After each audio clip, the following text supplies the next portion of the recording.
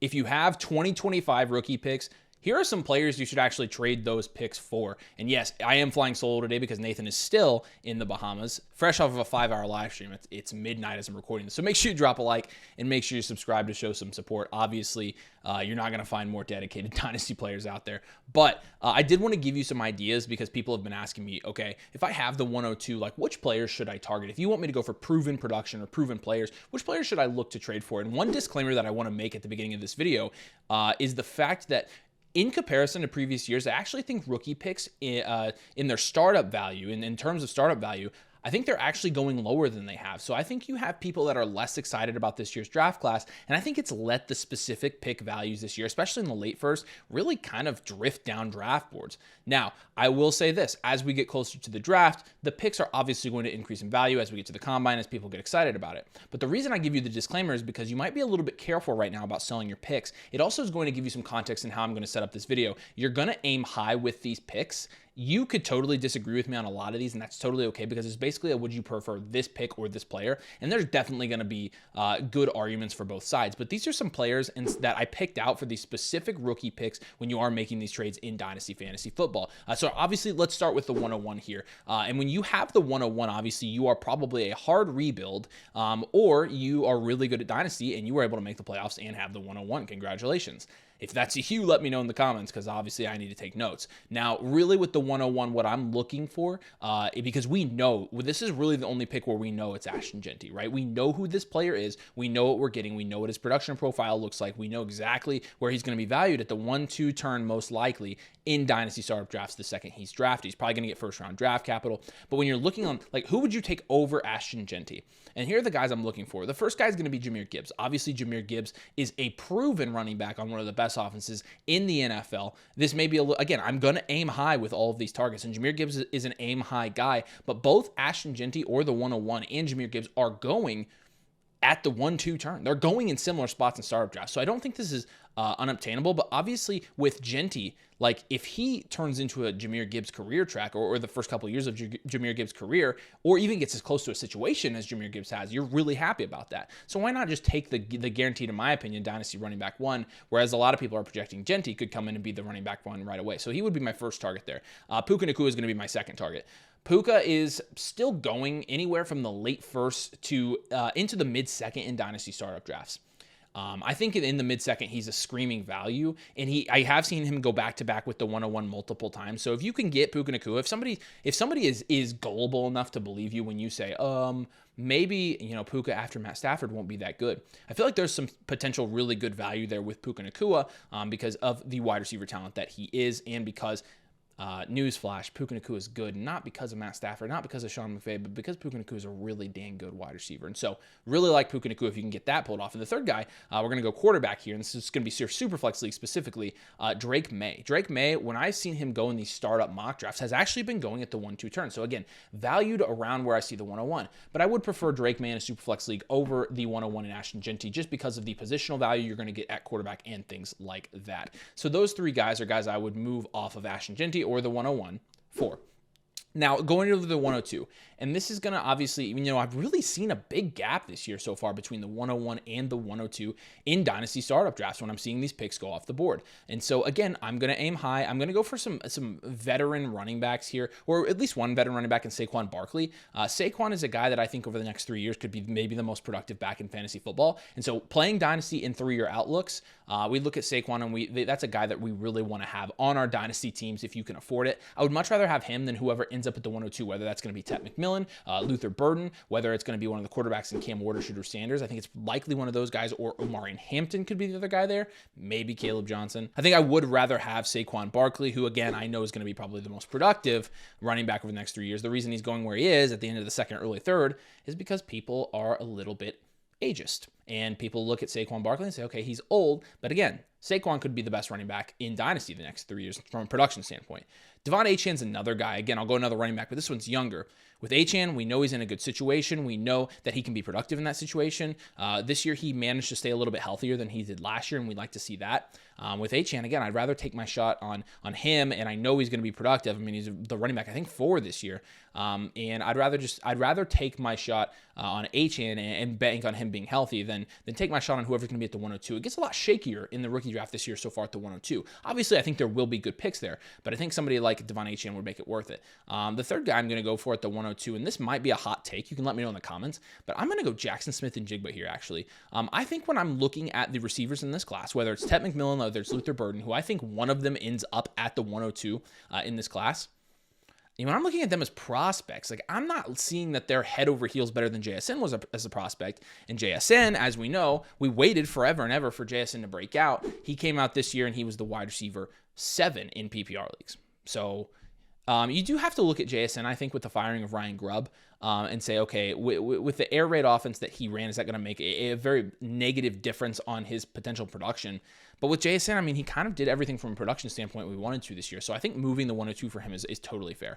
I have been recommending trading some of these picks for specific players depending on what your roster looks like in the team blueprints. I spent 10 hours doing team blueprints in the past. Actually, I spent like 15 hours when you count the off-camera stuff, but live blueprints alone. And if you've watched the lives, you know that I've been telling people, hey, based on your roster, you should make this move or that move. Really, you can take the advice from this video and you can do what you want with it. But the specific personalized advice you get with the blueprint, I think, is second to none. And so if you want a team blueprint, flockfantasy.com/domain, use code domain, sign up for the annual MotherFlocker tier.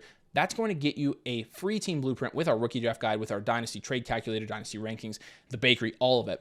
That's the best bang for your buck. You can also get a team blueprint a la carte, but you're going to get your team archetype, your 3-year outlook, and then specific trades tailored to your dynasty team with the process that Nathan and I have nailed down over years and years of trial and error that's winning people championships right now. Would love to give you specific trades for your dynasty roster, flockfantasy.com/domain. Let's get back to it though. Going over to the 103. And again, I want to aim high here, but I also want to stress that these picks are valued a little bit less than they have been in the past. Ladd McConkey is somebody I would take at for the 103 right now. I would personally trade the 103 for Ladd McConkey just based on the fact that Ladd McConkey is one of the most efficient wide receivers in the NFL, and he had very little volume. He ends up as a mid wide receiver 2 in his rookie year on only 104 targets. Now, Ladd really isn't the type of player that I think is going to struggle to get high targets. Obviously being in a Greg Roman offense situationally, that could be the case. But I'm talking like from a play style standpoint, from the type of receiver Ladd McConkey is, I think we could see a target increase from him, especially if Greg Roman doesn't end up being the offensive coordinator there long term.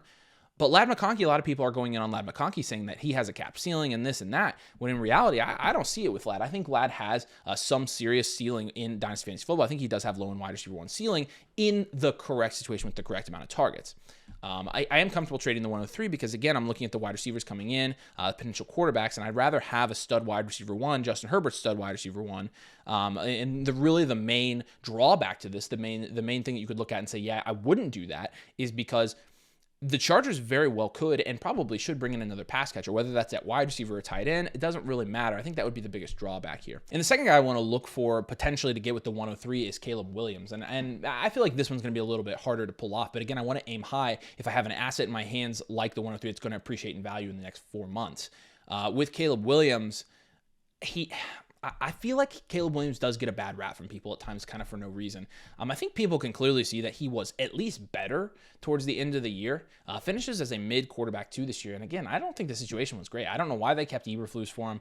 I do think that he does have potential. He's still very good at creating plays outside of the pocket. He's not as good as a Drake May at that. But I do think he can be somebody that's fantasy productive. And I think he's significantly better as a prospect than either Shedeur Sanders or Cam Ward, who would be available at the 103, would be. So I think I would take Caleb straight up over them.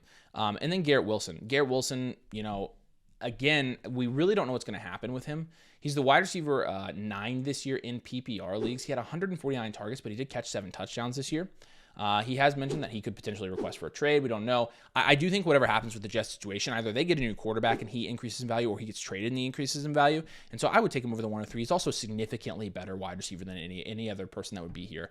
I feel like this is a no-brainer. And again, I'm aiming high here, but I do think it's worth aiming high or just holding if you're not getting an overpay for this. So Let's go to the 104 now, and let's talk about T. Higgins. T. Higgins has been sliding back up drafts. A couple of years ago, we were a little bit lower on him. He went down in value, and now I think T. Higgins is a guy where, especially this offseason, you're looking at a pretty big value increase when T. Higgins, whatever his future is, solidifies. Because either A, he's going back to play with Joe Burrow, and you saw what he could do this year with Joe Burrow. I mean, here's the thing. T. Higgins missed 5 games this year.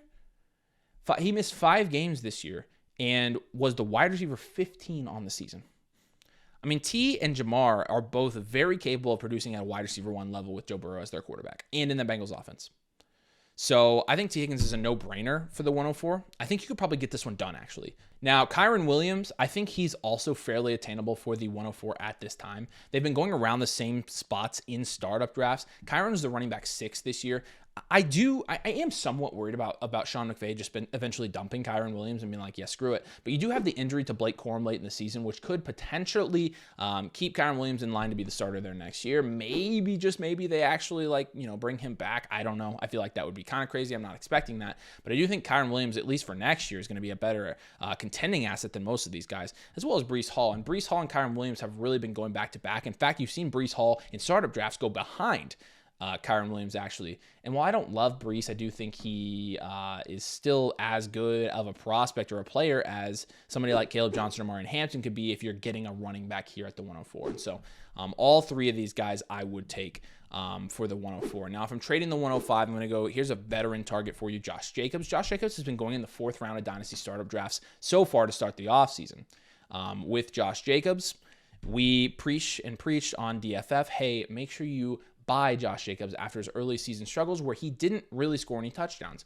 And he scored a touchdown in the last, 9 games straight? Ends the running back 5.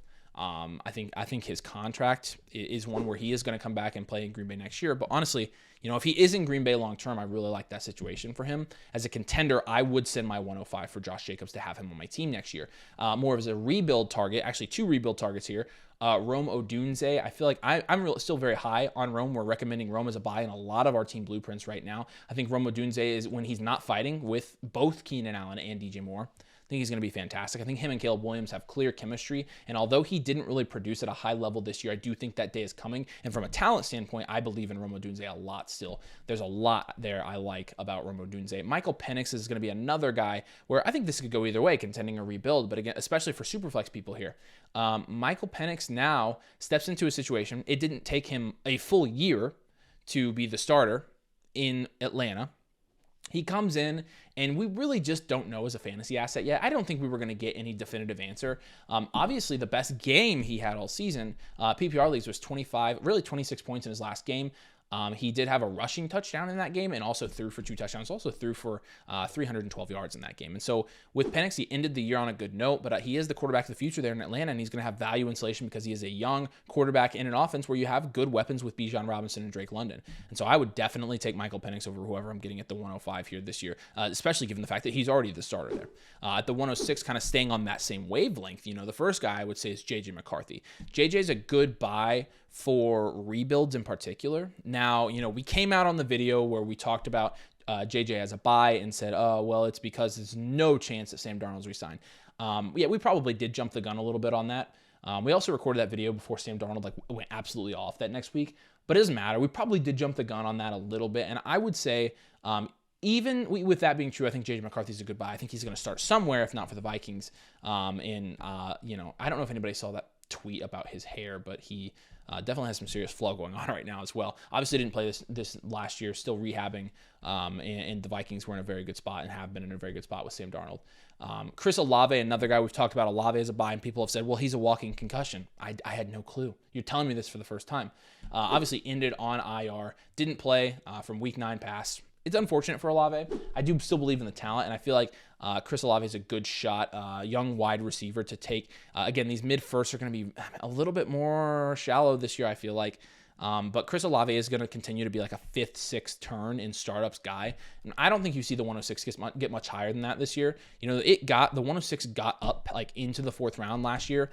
And so I think a round decline in value year over year, given the draft classes, given the circumstances, I don't think that's that far-fetched. Jalen Waddle's kind of the same situation here. And the main thing with Jalen Waddle is I think Jalen Waddle's value is going to go way up if it hasn't already started as of recording this video, because Jalen Waddle could potentially be the wide receiver 1 on the Dolphins next year. Obviously, you have the Tyreek Hill drama. You don't know what's going on with that. Jalen Waddle is on a very big contract. And so you look at that, and I do think he can play the wide receiver 1 role. I think you saw it in his rookie season. Had 140 targets in his rookie year and was a high-end wide receiver 2.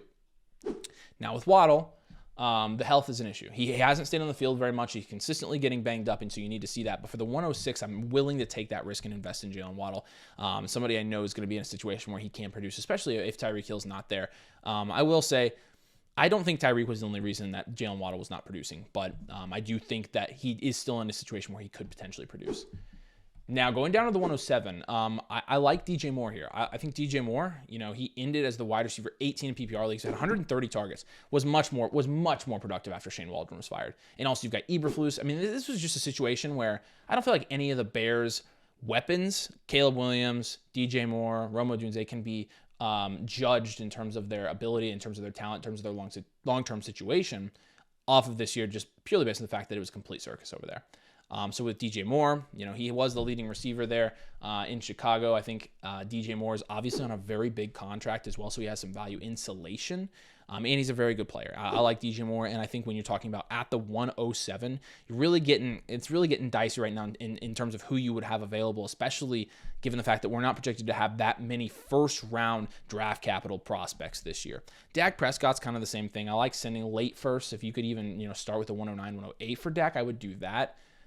Dak's not going anywhere. He's going to be in Dallas. He's 31 years old. He's going to be playing for 3 more years. And a Superflex league, I like buying Dak Prescott. Brandon Ayuk's going to be the other guy here. He's been significantly cheaper than a lot of the guys around him who have been injured.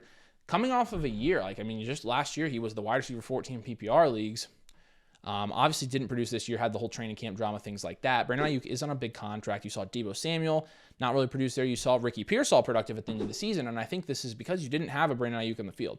My guess is Brandon Ayuk comes back next year and he's productive, and so I'm willing to send my 107 for him again because it gets a little bit dicier there when you're talking about who's going to be available from a rookie pick standpoint. You take a dart throw on a running back. Running backs have risks of their own. I feel like that's going to be who's available in this range. The 108. TJ Hawkinson is going to be one of my guys here. I think that with TJ, I think it's important in 1QB and Superflex leagues alike to have that elite tight end. And right now, the cheapest of those guys is TJ Hawkinson. Now, when you're looking at TJ Hawkinson after he came back healthy this season, 8 targets, 6 targets, 5 targets, 7 targets, 5 targets. And so you're still seeing pretty good target volume from TJ Hawkinson. Was getting double-digit points in PPR leagues for a couple games. He had 15, 18, 10, and 11. So it was about half the time he was getting in double digits. With TJ, it's a little bit riskier, but at the 108, again, your options in the rookie draft are just going to be very thin. What you could do instead of taking TJ Hawkinson at the 108 is if you're a big Tyler Warren believer, you could just hold the 108 and take Tyler Warren. I would be totally cool with that. The second guy here with the 108 is going to be Chuba Hubbard, actually. I'm not personally I think Chuba has been great. Obviously, he ended the season injured, but when you're looking at what he did from a production standpoint this year, really when he was on the field, he was our running back 1. And you have the injury to Jonathan Brooks, which I think further solidifies Chuba Hubbard, who did get a contract extension during this season and his long-term dynasty value. So I think if you can get somebody who really owns the backfield, has it to himself, is on a contract, he's obviously not the oldest guy. He's not the youngest guy, but he's not the oldest guy either. When you're looking at what he did from a production standpoint next year, I think especially if you're a contender, you look at somebody who's 25, who's the running back 12 this year in PPR leagues. I'm totally comfortable trading for that. So I think Chuba could be a good target if you are a Chuba guy. I'm not really, but I do see the merit in going and trading like a late first for Chuba Hubbard in this economy. Sam Darnold's going to be the last guy here. Sam Darnold might be worth a lot more than this, and part of the problem with projecting Sam Darnold as a buy is I really don't know what his value is right now. I would probably pay the 107 for Sam Darnold. I think he's going to start somewhere next year. In a Superflex league, you want guys like that. Obviously, he was the QB, I think, 8 this year in PPR leagues, QB 8. He was very good, very productive, and if he does come back to the Vikings, you're looking at a guy that could be, he's only 27. Sam Darnold's a good dynasty asset. I would probably pay the 106 through 108 for him right now. But I do think in Superflex leagues especially, you have to consider that. Okay, and then the late first, because again, these firsts are just valued so low. I wasn't going to tell you to trade the 112 for a no-name guy because it just doesn't make any sense. So here are 3 guys I would target with your late first. Mike Evans is a decent one. Mike Evans obviously had another 1,000-yard season. He still is struggling a little bit to stay healthy, and he's 31 years old, so I think it's risky. I would want to pay like the 112, 111 for Mike Evans right now. I do think he's probably worth that. Keon Coleman, I think, would be a good person to pay a late first for. Keon's had some productive flashes this year, and I do think that they're going to rely on him for a bigger role in the future in Buffalo, and I think they like Keon Coleman a lot. And then another elite tight end here for you, George Kittle.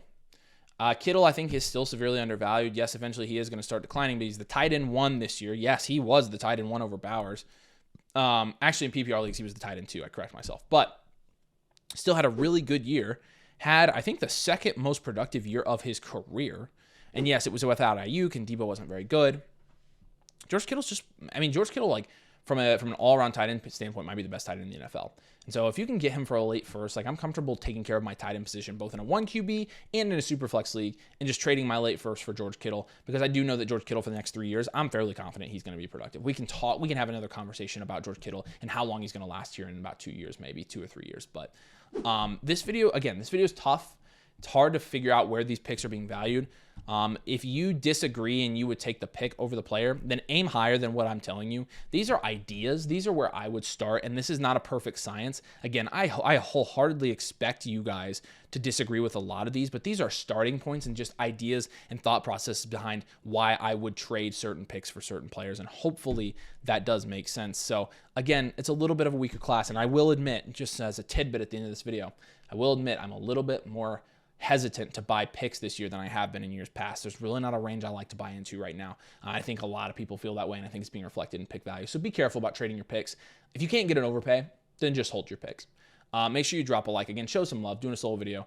Make sure you subscribe as well. We play Dynasty. You play Dynasty. We're going to have Dynasty content for you all year round, and we're going to try to make it the best Dynasty content that we possibly can. So flockfantasy.com/domain. Get a team blueprint. That's what I've spent 10 hours over the last freaking 2 streams doing, is team blueprints for y'all. Really love doing it. Make sure you go over there, get the rookie draft guide. You're going to get all kinds of new stuff this month too. So flockfantasy.com/domain annual MotherFlocker tier. Appreciate you guys. We'll see you later.